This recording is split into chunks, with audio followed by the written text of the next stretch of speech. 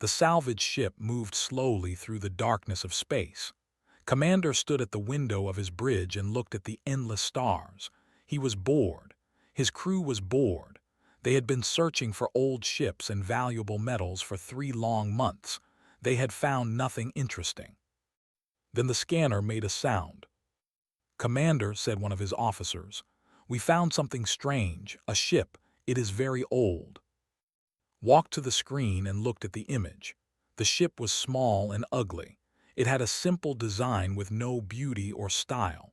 The metal was dark and covered with space dust, but something about it made curious. "What species made this ship?" he asked. The officer checked his data. His face changed to confusion. "Commander, the records say this is a human ship." The bridge went quiet. Everyone looked at each other. Humans. That was a name from old history books, a species that had died out over 2,000 years ago. Their planet Earth had gone silent long before the Galactic Empire rose to power. Most people thought they were just a story, a myth. "Humans," said slowly, "are you certain?" "Yes, Commander. The ship matches old records in our database. It is definitely human." Felt excitement for the first time in months. This was a great discovery. The High Overlord would be very pleased. "Bring it into our cargo bay. Be careful with it. This is now the property of the Empire." The salvage crew worked quickly. They pulled the old ship inside with gravity beams. When they opened the cargo bay doors and walked inside, they found something even more surprising. "Commander," a soldier called out, "there are life signs, 5 of them." Could not believe it.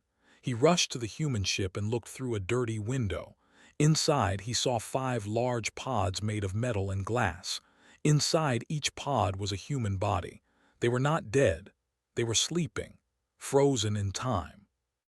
"Cryogenic technology," the ship's doctor said after examining the pods. "Very primitive, but somehow still working after all this time. These humans are alive." Looked at the sleeping figures. They wore simple uniforms, dark green cloth with many pockets. On their chests were small symbols and words he could not read. These were soldiers, human soldiers. He looked more closely at the first pod. Inside was a man with a hard face and short black hair. Even in sleep he looked dangerous. His hands were rough and covered with old scars. A small tag on his uniform said "Ho," and below that "Captain." "Look at their weapons," the doctor said, pointing to a storage area in the ship. "Projectile guns. They shoot small pieces of metal using explosive powder, chemical grenades, bladed weapons. Everything is so basic, so primitive." Picked up one of the rifles. It was heavy and made of metal and wood. He laughed. "This is their technology. This is what humans used for war." He tossed the weapon aside. "A child's toy. No wonder they died out." The news of the discovery spread fast across the Galactic Empire. Within days, everyone knew about the 5 frozen humans. The Imperial news channels called it the greatest historical find in centuries. Experts came on television to talk about how primitive humans were. Comedians made jokes about human weakness. Children played games where they pretended to be the stupid humans who went extinct. High Overlord Al himself made an announcement from his golden palace. He was a tall creature with dark purple skin and 4 arms. His eyes glowed with yellow light, and his voice was deep and powerful. "My loyal citizens," he said, "today we have proof of our greatness. While humans died on their little planet, we built an empire across 12 star systems. While they fought with guns and bombs, we created weapons that can destroy moons.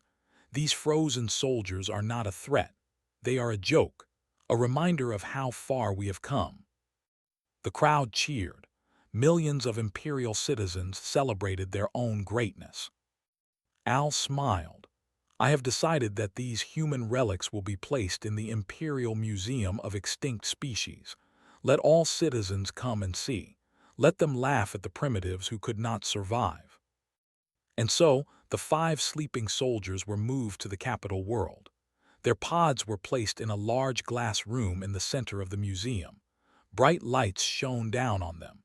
Signs around the room explained how weak and foolish humans were. Millions of visitors came to see them every day. Scholar Era was given the job of studying the humans. She was a respected historian with blue skin and large black eyes. She spent weeks examining everything about them. Fascinating in their simplicity, she wrote in her reports. Humans had soft skin that could be easily damaged. They needed to eat and drink every day. They could only survive in a narrow range of temperatures. They were short. Their technology was basic. It is a miracle they lasted as long as they did. She studied the soldiers closely through the glass. There was the Captain Ho with his hands. Next to him was a woman named Park with long dark hair and a calm face. Then a large, muscular man called Lee Jinwoo, a small, young woman named Hansara, and finally a thin man with glasses named Sung. 5 soldiers, Era said to her assistant. 5 weak creatures in primitive armor with primitive weapons. What did they think they could accomplish? Her assistant laughed. Perhaps they thought they were heroes. Heroes? Era shook her head. They are fossils, nothing more. But deep in the museum, where no one was watching, something happened. A young technician was checking the power systems near the human display. His name was, and he was not important, just a worker doing his job. But he noticed something strange. The readings from the human pods were not normal. Small lights were blinking in patterns. The machines inside were doing something. Working. Processing. Looked at Captain Ho's pod. For just a moment he thought he saw the human's hand move. Just a small twitch. A tiny movement of his fingers. Stared, his heart beat faster. But then the hand was still again. Just my imagination, he told himself. These creatures have been frozen for 2,000 years. They are basically dead. There is nothing to worry about. He walked away without making a report. It was probably nothing, just old machines making random movements. Why bother his supervisors with something so small? But if it stayed a little longer, he would have seen something else. Behind the frozen glass, behind the closed eyes of Captain Ho, there was activity, not in his body, not yet, but in his mind. He was dreaming, and in his dream he saw Earth burning. He saw his family saying goodbye. He saw his soldiers stepping into the pods with brave faces and terrified hearts. He saw the mission briefing: survive, find new worlds, save humanity. And somewhere deep in that dream, Ho made a promise. The same promise he had made 2,000 years ago. No matter what happens, he thought, no matter where we wake up, we survive, we fight, we never give up. The Empire laughed at the sleeping soldiers. They called them relics and fossils and jokes. They put them in a museum for entertainment. They had no idea what they had found. They had no idea what was coming. 2,000 years ago, Earth was dying. Captain Ho stood on a hill and watched the sky burn. Red and orange light covered everything. The air was hot and filled with ash. Behind him, his soldiers waited in silence.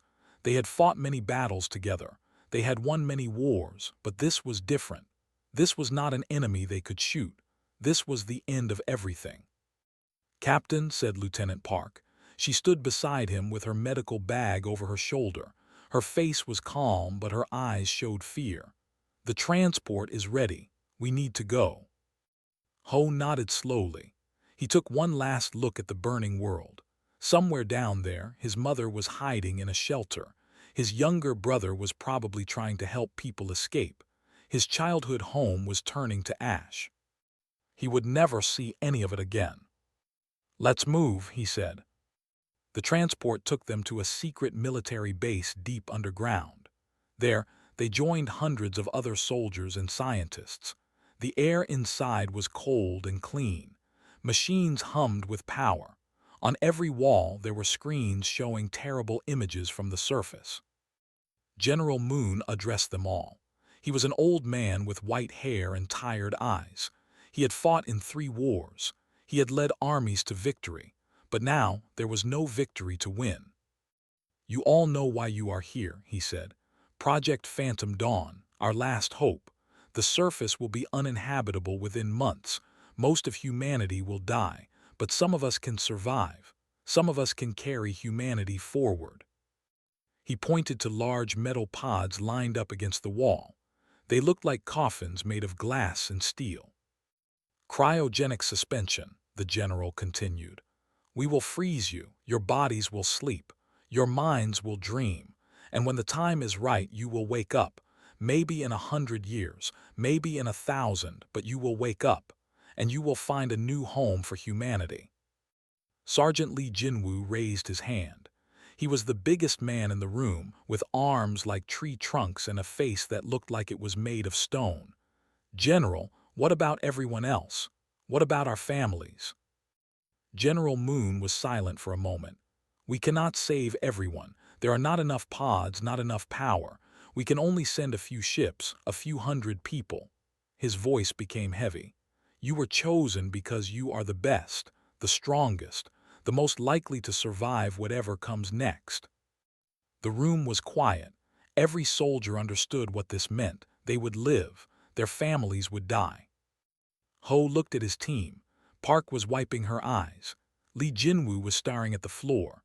Corporal Han Sara, the youngest of them, was shaking slightly. Private Sung was holding a small photograph of his wife and daughter. "We have a choice," Ho said to them. "We can stay here and die with everyone else, or we can go into those pods and try to save what's left of our people." He paused. "I'm not going to order anyone. This has to be your own decision." One by one they answered.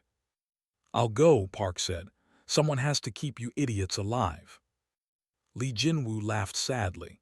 "If you're going, Captain, I'm going. Someone has to watch your back." Han Sora nodded. "I'm scared, but I'm more scared of giving up." Sung put the photograph in his pocket. "My daughter told me to be brave. I won't break my promise to her." Ho felt proud of his team, proud and heartbroken at the same time. The next day, they said goodbye to everything they knew. They wrote letters that would never be read. They recorded messages for families they would never see again. Then they walked into the cold room where the pods waited. The scientists helped them lie down inside the metal coffins. Needles went into their arms. Cold liquid flowed through their blood. The glass covers closed over their faces. "Good night, soldiers," General Moon said. "When you wake up, make us proud, make Earth proud." Ho felt the cold spreading through his body. His thoughts became slow. His eyes became heavy. The last thing he saw was the face of Park in the pod next to him. She was smiling sadly. Her lips moved, forming words he could barely understand. "See you on the other side." Then everything went dark. Now 2,000 years later, that darkness was breaking. In the Imperial Museum of Extinct Species, something was happening. The human pods were changing. Lights that had been dim for centuries were growing brighter. Machines that had been silent were humming with new power. Deep inside the frozen bodies, blood was beginning to flow again. But no one noticed. The museum was busier than ever. Every day, thousands of Imperial citizens came to laugh at the human display. Parents brought their children. Teachers brought their students. Everyone wanted to see the primitive soldiers who had been so weak that their entire species died. "Look at their tiny muscles," one visitor said. "How did they even lift those heavy guns?" "They couldn't even fly," another visitor laughed. "They were stuck on the ground like insects." A group of children pressed their faces against the glass. "Wake up, stupid humans," they shouted. "Wake up and do something funny." The guards did not stop them. Why would they? These were just dead creatures from a dead world. They were entertainment, nothing more. Scholar Era came to the museum every day to continue her research. She had become famous for her studies on human weakness. She wrote books about how humans had failed to evolve. She gave speeches about why the Empire was superior. Everyone praised her intelligence. But today, something felt different. She stood in front of Captain Ho's pod and studied him carefully. His face was still frozen. His eyes were still closed. But something had changed. She could not explain what it was, just a feeling, a strange feeling that made her uncomfortable. "Is something wrong, Scholar?" her assistant asked. Era shook her head. "No, I'm just tired, working too much." She turned away from the pod. "Let's get some food." As she walked away, she did not see what happened next. She did not see Ho's eyes move beneath his closed lids. She did not see his chest rise slightly as his lungs took a tiny breath. She did not see the heart monitor inside his pod begin to beat faster. The awakening had begun. The pods were designed to bring soldiers back slowly. Too fast would damage their bodies. Too slow would leave them weak. The process took 72 hours, 3 days of warming blood, restarting organs, and rebuilding neural connections. For 3 days, the 5 soldiers floated between sleep and consciousness. They dreamed of Earth. They dreamed of fire and ice and darkness. They dreamed of the mission they had accepted so long ago. And somewhere in those dreams, they began to remember who they were. Ho remembered his training, thousands of hours of combat practice, years of tactical study, the ability to assess any situation and find a way to win.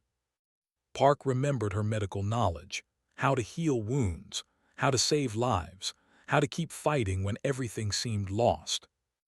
Lee Jinwoo remembered his strength, the weights he had lifted, the enemies he had crushed, the promise he made to protect his team no matter what.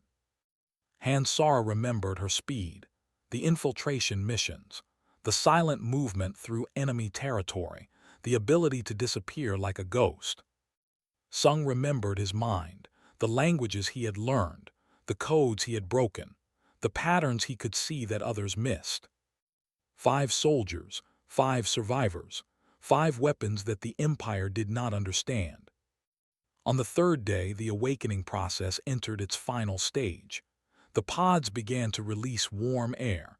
The ice around the soldiers' bodies melted. Blood flowed faster. Brains woke up. Outside, the museum was closing for the night. The lights dimmed. The visitors left. The guards began their patrol. No one was watching when Ho opened his eyes. For a moment, he could not move. His body was stiff and cold. His vision was blurry. He did not know where he was or how much time had passed. The last thing he remembered was the freezing cold and General Moon's voice saying goodbye. Then his soldier instincts took over. Assess, analyze, adapt, survive. He was in a glass container. Outside there were strange lights and strange symbols. He could see other pods nearby with his team inside. They were still waking up. Good. He was not alone. Something moved outside the glass. A creature, tall and thin with purple skin and too many arms. It was wearing some kind of uniform, a guard, an alien guard. Ho stayed perfectly still. He let his eyes close halfway so he looked asleep. But behind those sleepy eyes, his mind was working fast. We are not on Earth, he thought. We are somewhere else. With aliens, aliens we have never seen before. The guard walked past without looking at him. Ho waited, he watched, he learned. And deep inside his chest, in a heart that had been frozen for 2,000 years, a fire began to burn. The Empire had laughed at him. They had called him primitive. They had put him in a museum like a dead animal. They had made a terrible mistake. Captain Ho counted the guards. There were 4 of them. 2 walked in circles around the museum hall. 2 stood near the main door. They moved slowly. Their weapons hung loose at their sides. They looked bored and tired. These were not real soldiers. These were people doing a job they thought was easy. Good. He turned his head slowly, just a tiny movement, and looked at the pod next to him. Lieutenant Park was awake. Her eyes met his through the glass. No words were needed. They had worked together for 15 years. They could read each other's thoughts. I see 4 guards, his eyes said. I see them too, her eyes replied. Jinwoo is waking up. Sora and Sung will be next. Ho gave a small nod. Then he closed his eyes and waited. Over the next hour, the other soldiers woke up one by one. Sergeant Lee Jinwoo opened his eyes and immediately clenched his fists, testing his strength. Corporal Han Sora woke without making a sound, her training as a scout keeping her perfectly still. Private Sung blinked behind his glasses and started studying everything around him. They did not speak, they did not move, they simply watched and learned. The alien guards talked to each other in a strange language. It was full of clicking sounds and long vowels. Sung listened carefully. Languages had always been easy for him. Even this new, alien language began to make sense after a while. "Boring job," one guard was saying. "Just watching dead animals in boxes." "Not dead," another guard laughed. "Sleeping. Remember what the scholar said, they might wake up someday." "Who cares if they do? Look at them, so small, so weak. What could they possibly do? Break the glass and fight us with their little fists?" The guards all laughed. Ho listened. He could not understand the words yet, but he could understand the tone. These aliens were making fun of them, looking down on them. Let them laugh, he thought. Laughing enemies are careless enemies. He used hand signals to communicate with his team. Military signs that they had used for years. Small movements of fingers that looked like nothing but meant everything. "Wait," his hand said. "Watch, learn patterns." His team responded with tiny movements of their own. "Understood," Park signed. "Ready when you are," Lee Jinwoo replied. 2 guards left, Han Sora reported. "Shift change in 1 hour." Language getting clearer, Sung added, "Give me more time." They waited, they watched the guards patrol, they studied the doors and windows. They learned when the lights dimmed and when they brightened. They found the weak points. The museum was not a prison. It was not designed to keep anyone inside. The glass around their pods was thin. The locks were simple. The guards were lazy. This place was built to show off dead things, not to contain living threats. That was the Empire's mistake.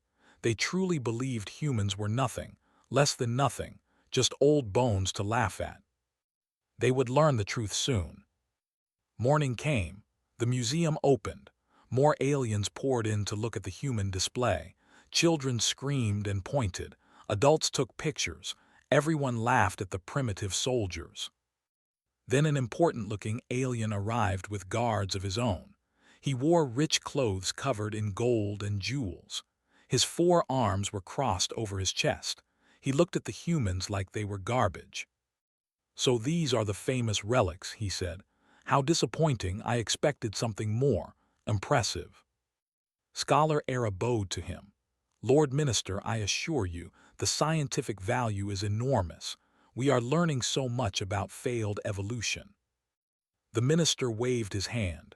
"Science is boring, I want entertainment." He walked closer to Captain Ho's pod and knocked on the glass. "Wake up, little human. Do something amusing." Ho did not move. His eyes stayed closed. His body stayed still. But inside his mind he was memorizing everything. The minister's voice, his position, the way his guards stood too far away to protect him. "If I wanted to kill you," Ho thought, "you would be dead before your next breath." But killing was not the goal right now. Information was the goal. Escape was the goal. The minister got bored and left. The day continued. More visitors came and went. The guards changed shifts 3 times. Sung learned enough of the language to understand most conversations. By evening, Ho had a plan. He waited until the museum closed. He waited until the night guards started their patrol. He counted the seconds between their rounds. 47 seconds. That was how long they had to work with. Now he signed to his team. They moved at the same time. 5 pods opened with a soft hiss. 5 soldiers stepped out onto the cold floor. Their muscles were stiff. Their bodies were weak from 2,000 years of sleep, but their minds were sharp. Their training was strong. Han Sora moved first. She was the fastest. She crossed the room like a shadow and reached the first guard before he could turn around. Her arm wrapped around his neck. She squeezed. The guard struggled for 3 seconds, then went limp. Not dead, just unconscious. Li Jinwu took the second guard. No fancy moves, just raw power. His fist hit the alien's head with a single, perfect punch. The guard dropped without making a sound. Park and Sung handled the next two. They worked as a team, one distracting while the other attacked.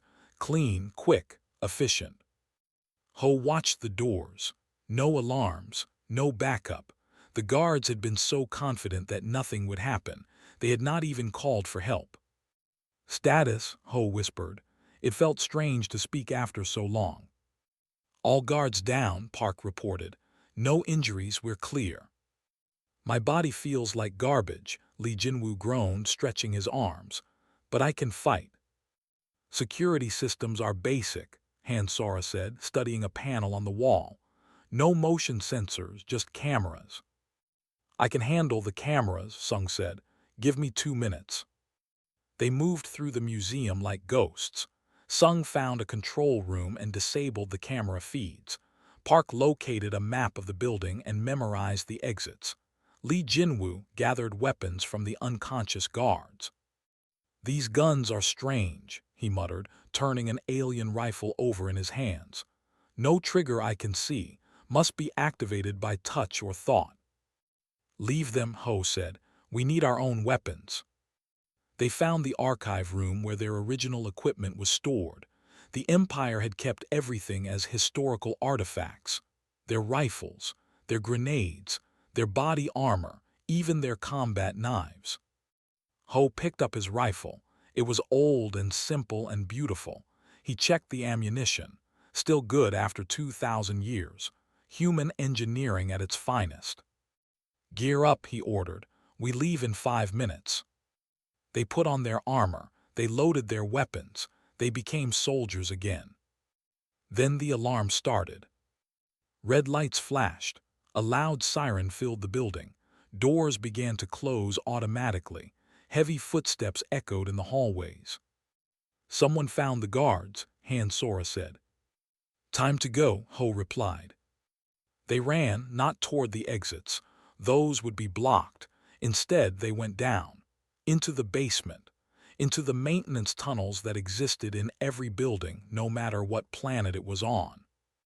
Behind them, they heard shouting. Alien soldiers were entering the museum. Dozens of them, maybe hundreds, but they were searching the upper floors. They were looking in the wrong places. By the time the Empire realized what had happened, the 5 human soldiers were gone. They had disappeared into the darkness below the city, into a world of pipes and wires and shadows. Ho stopped at a junction in the tunnels. He looked at his team. They were tired and confused and scared. They had woken up in a nightmare. Everything they knew was gone, their families, their planet, their entire civilization. But they were alive, they were together, and they were free. "Listen to me," Ho said quietly. "I don't know where we are. I don't know what year it is. I don't know anything about these aliens or their empire, but I know one thing." He looked at each of them. Park, Li Jinwu, Han Sora, Sung, his soldiers, his family. "We are human," he said. "We survive, we adapt, we overcome. That's what we do, that's what we've always done, and that's what we're going to do now, together." Park smiled. "Together." "Together," Li Jinwu agreed. Han Sora and Sung nodded. Somewhere above them, the alien empire was searching frantically. Their prize exhibits had escaped. Their laughingstock had become their nightmare. For the first time in 800 years, they faced something they did not understand. 5 human soldiers, armed with primitive weapons, trained in ancient warfare, driven by an unbreakable will. The Galactic Empire had no idea what was coming. But they would learn. They would learn very soon. The first attack came 3 days after the escape. An Imperial supply convoy was moving through the lower districts of the capital city. 12 vehicles, 50 soldiers, enough firepower to destroy a small army. They were not worried. They were never worried. The Empire controlled everything. Nothing could threaten them. Then the lead vehicle exploded. Fire and metal flew everywhere. The convoy stopped in chaos. Soldiers jumped out with their weapons ready, looking for the enemy. They saw nothing, just smoke and shadows. Then Sergeant Lee Jinwoo stepped out of the darkness with a metal pipe in his hands. He moved faster than they expected, much faster. The first soldier died before he could raise his weapon. The second died trying to run. The third died screaming for help. The other humans attacked from different directions. Captain Ho fired his rifle from a rooftop, each bullet finding its target with perfect accuracy. Lieutenant Park threw a grenade into a group of soldiers trying to form a defensive line. Corporal Hansara appeared behind the convoy commander and put a knife to his throat. "Tell your men to surrender," she whispered in the alien language she had learned, "or die." The commander surrendered. His soldiers dropped their weapons. 47 Imperial troops defeated by 5 humans in under 3 minutes. Private Sung recorded everything. He hacked into the Imperial communication network and broadcast the video across the planet. Millions of citizens watched in shock as their mighty soldiers were beaten by the primitive humans they had laughed at. The message that followed was simple. Captain Ho stood in front of the camera with blood on his armor and fire in his eyes. "We are humanity," he said. "We do not kneel." Then the broadcast ended. The Empire went crazy. High Overlord Al screamed at his commanders. How was this possible? How could 5 weak creatures defeat the greatest military force in the galaxy? He ordered 10,000 soldiers to find the humans. He offered massive rewards for information. He threatened death to anyone who helped them. But the humans were already gone. They had disappeared back into the tunnels, leaving only fear behind. Over the next weeks, the attacks continued. Supply depots were destroyed. Communication towers were sabotaged. Patrol groups vanished without a trace. The humans struck without warning and disappeared like ghosts. The Imperial soldiers began to panic. They had never experienced real war. Their training was for parades and ceremonies, not combat. They did not know how to fight an enemy they could not see. Commander, the same officer who had first discovered the human ship, was put in charge of the hunt. He was smart and careful. He studied human history from old records. He learned about their wars, their tactics, their way of thinking. "These are not ordinary soldiers," he told his troops. "Humans survived on a dangerous planet for thousands of years. They fought each other constantly. War is in their blood. Do not underestimate them." But his warnings came too late. The damage was already done.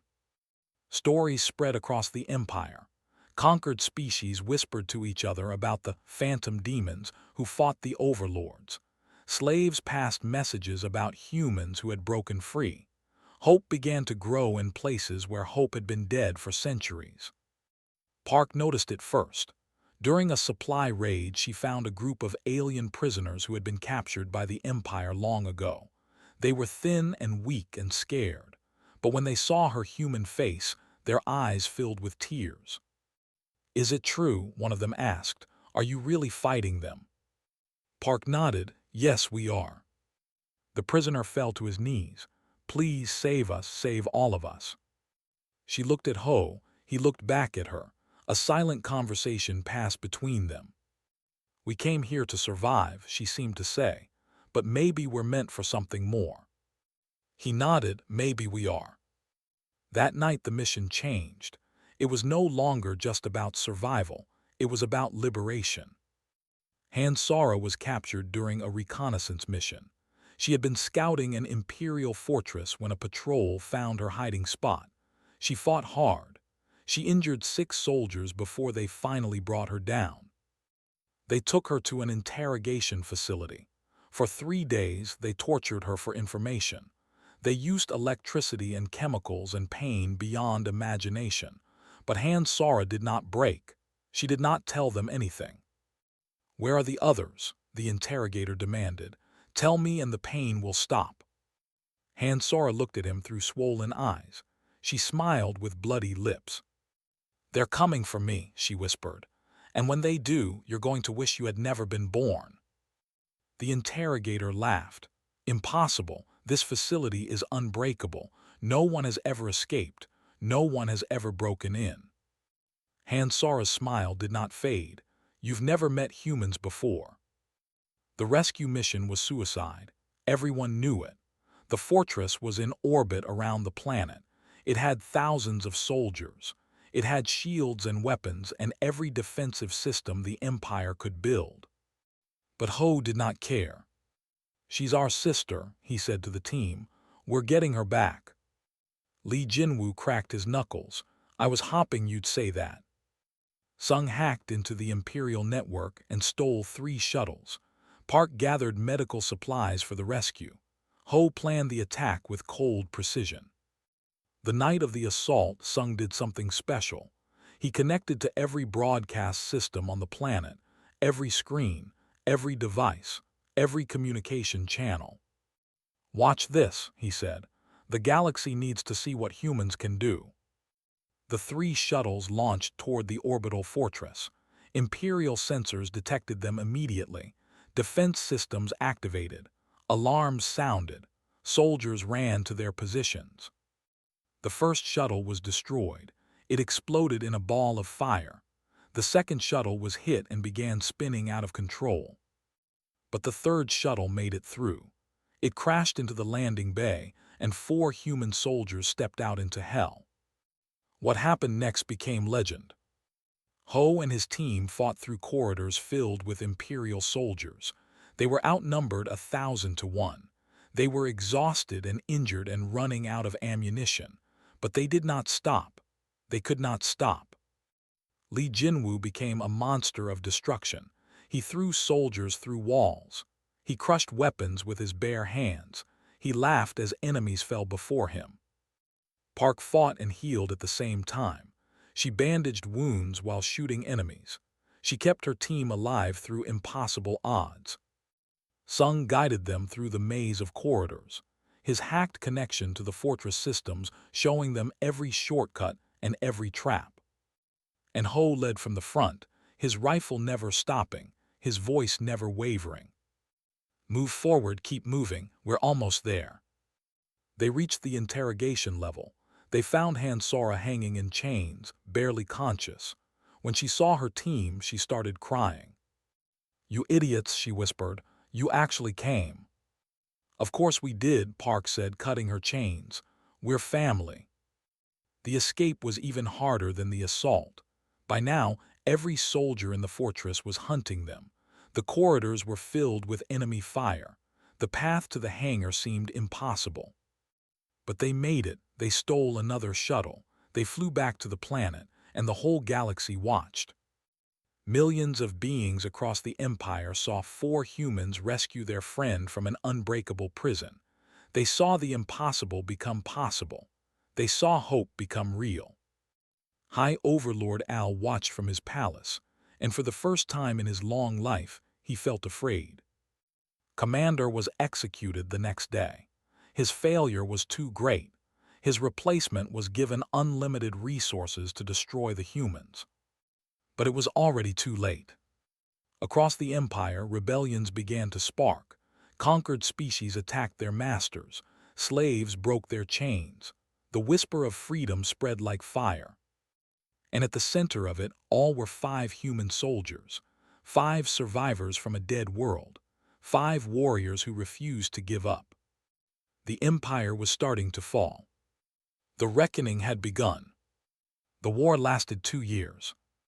What started as 5 soldiers fighting alone became something much bigger. Species that had been conquered for centuries rose up against the Empire. Slaves who had never known freedom picked up weapons for the first time. Scientists and workers and children joined the rebellion. Captain Ho became the leader of the Free Systems Alliance. It was not a position he wanted. He was a soldier, not a politician. But the people needed a symbol, and he became that symbol. The human who stood against an empire and did not fall. Lieutenant Park trained thousands of rebel fighters. She taught them human combat medicine. She showed them how to survive wounds that would have killed them before. She saved more lives than anyone could count. Sergeant Lee Jinwoo became a legend on every battlefield. Stories said he could not be killed. Stories said he had destroyed an entire battalion with nothing but his fists. The stories were mostly true. Corporal Han Sara built a spy network that spread across the galaxy. She knew everything the Empire was planning. She turned their own officers into informants. She was the ghost that haunted every Imperial commander's nightmares. Private Sung controlled the information war. He hacked every Imperial system. He broadcast messages of hope to every corner of the galaxy. He turned the Empire's own technology against them. Together, they created an army. The final battle came on a cold morning on the Imperial capital world. The Free Systems Alliance had gathered every ship, every soldier, every weapon they had. It was now or never, win or die. High Overlord Al waited in his golden palace with his elite Crimson Guard. These were the best soldiers the Empire had, genetically enhanced, armed with the most advanced weapons, trained from birth to protect the Overlord. "Let them come," Al said. "Let them break themselves against our walls." The battle began in space. Alliance ships clashed with Imperial warships in a storm of fire and light. Thousands died in the first hour, but the Alliance kept coming. They had nothing to lose. They would rather die free than live as slaves. On the ground, Ho led the assault on the palace. His forces were outnumbered. His soldiers were tired, but they had something the Empire never had. They had hope. "Forward," Ho shouted, his rifle firing again and again. "This ends today." The fighting was brutal. The Crimson Guard was strong, but the rebels were stronger in spirit. Every time a rebel fell, two more took their place. Every inch of ground was paid for in blood. Lee Jinwoo charged into a group of Crimson Guards by himself. He was shot in the shoulder. He was cut on the leg. He kept fighting. When his gun ran out of bullets, he used his fists.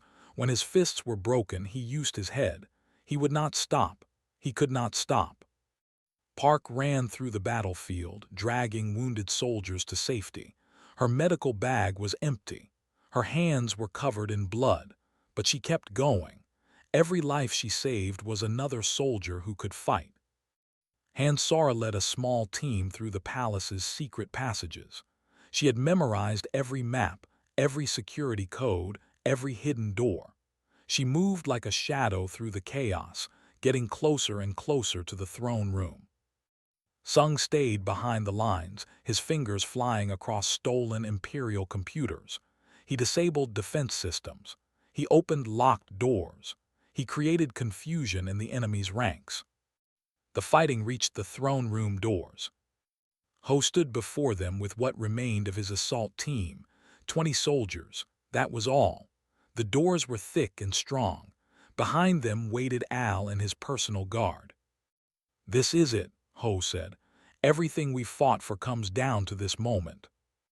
He looked at his team, Park with blood on her face but fire in her eyes, Lee Jinwoo barely able to stand but refusing to sit down, Hansara appearing silently beside them as if she had always been there, Sung, his glasses cracked but still smiling. "Are you ready?" Ho asked. "We were born ready," Park answered. The doors exploded inward. The throne room was vast and golden. Statues of past overlords lined the walls. At the far end, High Overlord Al sat on his throne, surrounded by the last of his Crimson Guard. "So," Al said, his voice echoing across the chamber, "the primitives have come to die in my palace. How fitting." Ho walked forward, his rifle aimed at the Overlord's head. His team fanned out beside him. "It's over, Al. Your fleet is destroyed. Your army is broken. Your empire is finished." Al laughed. It was a cold, ugly sound. "Finished. My empire has stood for 5,000 years. It will stand for 5,000 more. You are nothing. Your species is nothing. You were dying in your little pods when my ancestors ruled the stars." "We were sleeping," Ho said. "There's a difference." The Overlord's eyes narrowed. "What do you want? Power? Wealth? I can give you anything, join me. Together we could rule this galaxy. I don't want to rule anything, Ho replied. I just want to go home. Al sneered. Home? Your home is dead. Your planet is a burned rock floating in space. There is nothing left for you. For a moment, Ho felt the weight of those words. Earth was gone. His family was gone. Everything he had ever loved was 2,000 years in the past. But then he looked at his team. Park, Lee Jinwoo, Han Sara, Sung, they were his family now. They were his home. You're wrong, he said. My home is standing right beside me. Al gave the order to attack. His Crimson Guard charged forward. The final battle began. It was fast and brutal. Bodies fell on both sides. Blood covered the golden floor. The sounds of gunfire and screaming filled the air. Han Sara reached Al first. She moved through his guards like water through rocks, her knife flashing in the light. She cut the weapons from his hands. She kicked him off his throne. She pressed her knife against his throat. Yield, she said. For a long moment, Al stared at her with hate in his eyes. Then slowly his shoulders fell. He raised his 4 hands in surrender. I yield, he whispered. The fighting stopped. The remaining Crimson Guard dropped their weapons. Across the galaxy, the news spread like wildfire. The Overlord had fallen. The Empire was defeated. The war was over. What came next was harder than the fighting. The Empire dissolved into 100 free systems. Former slaves became citizens. Former masters faced justice for their crimes. It took years to rebuild. Scholar Era, who had once written books about human weakness, dedicated her life to telling the truth. She traveled the galaxy, teaching everyone about human strength, human courage, human spirit. She became one of the greatest supporters of human-alien friendship. Al was tried for his crimes and imprisoned. He would spend the rest of his long life in a cell, thinking about how he had underestimated a species he called primitive. And the 5 human soldiers, they had one more mission to complete. Using records from the old Imperial archives, they found the coordinates of Earth. They gathered a fleet of Alliance ships. They made the long journey back to the home they had lost 2,000 years ago. Earth was different now. The fires had long since burned out. Green plants covered the continents again. The oceans were blue. The sky was clear. Ho stood on the surface of his home planet for the first time in 2. He breathed in the air. He felt the sun on his face. Tears ran down his cheeks. We made it, Park said, standing beside him. We actually made it. But the best discovery was still to come. Deep underground, they found more cryogenic vaults. Hundreds of them. Thousands of them. Millions of humans sleeping just like they had been. Project Phantom Dawn had sent ships in many directions. These were the ones that had stayed on Earth, hidden beneath the surface, waiting for the planet to heal. Captain Sung said, his voice shaking. There are millions of people in there, millions. Ho looked at the endless rows of pods. Men, women, children, scientists, artists, teachers, farmers, everyone they needed to rebuild civilization. Wake them up, he said. Wake them all up. Over the next months, the sleepers awoke. They emerged from their long slumber to find a healed world and a galaxy full of allies. They wept. They laughed. They hugged the soldiers who had fought so hard to make this moment possible. The last scene was quiet. Ho stood on a hill overlooking a new city being built. Ships from a dozen different species filled the sky, bringing supplies and workers and hope. Behind him, his team watched in peaceful silence. What now, Captain? Lee Jinwoo asked. The war is over, our mission is complete. What do we do? Ho thought about it for a long moment. Then he smiled. Now we live, he said. We build, we grow. We make sure this never has to happen again. Park put her hand on his shoulder. And if it does, if someone threatens humanity again? Ho looked up at the stars. Somewhere out there, a whole galaxy knew the truth about humans now. They knew that the small, weak, primitive species was none of those things. If it happens again, he said, we'll be ready, we'll always be ready. He turned and walked down the hill toward the new city. His team followed. The sun rose behind them, painting the sky in gold and red. A new dawn for humanity, a new chapter in their long story. They had been laughed at, they had been mocked, they had been called relics and fossils and extinct. But they had survived, they had fought, they had won. And now finally they were home,